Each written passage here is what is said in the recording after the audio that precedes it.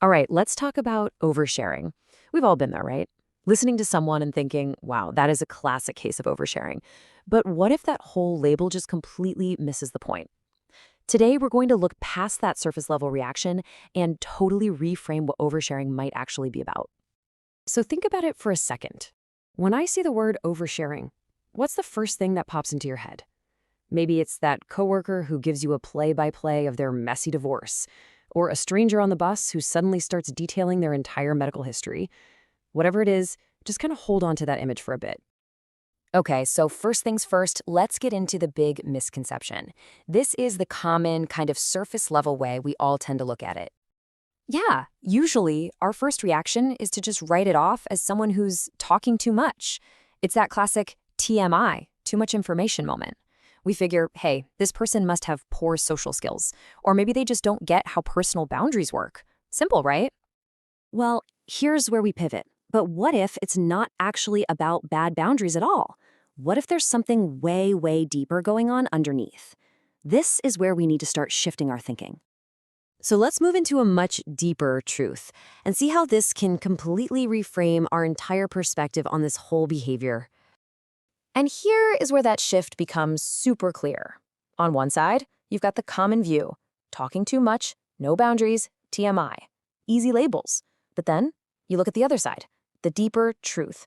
Suddenly, that same behavior is reframed as a trauma response, a desperate hyperconnection, or even a survival mechanism. That's a huge leap from judgment to something a lot closer to compassion. So if it's this deeper response, what's actually fueling it? What's going on under the hood? Let's break down the 4 key unconscious drivers, the real why behind it all. You know, this behavior is almost always driven by these 4 unconscious needs. Number 1, seeking connection. This is about trying to break through an intense loneliness that often comes from trauma. 2, testing safety. It's like, if I share this very personal thing with you, will you still accept me? Can I trust you? 3 is soothing anxiety. Sometimes just the act of talking, of getting it all out, helps manage the chaos that's churning inside. And finally, number 4, reclaiming their story. It's a way of taking back control after feeling powerless for so long. But here's the thing. These drivers don't just pop up out of thin air. They grow from some very specific and often very painful roots.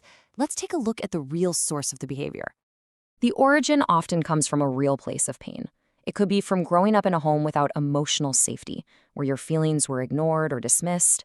It might stem from a deep, nagging fear of abandonment, or from feeling invisible your whole life, feeling like you have to be loud just to prove you exist. And sometimes it's about carrying a shame that feels so heavy, and speaking it out loud is the only way to make it feel a little bit lighter. So, when you start to put all these pieces together, the drivers, the pain, we get to the ultimate takeaway here. This isn't some quirky character flaw or a social mistake. It's a highly developed survival mechanism. So let's give it a new definition.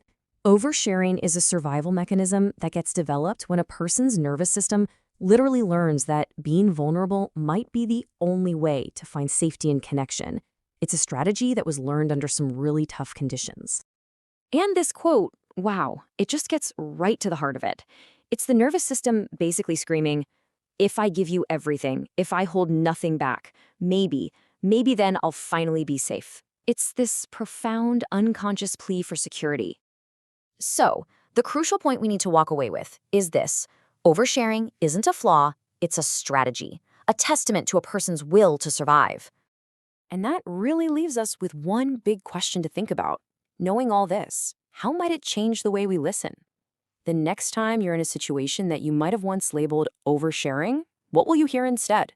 Will you hear a cry for connection? A story that's just desperate for a witness? It's definitely something to think about.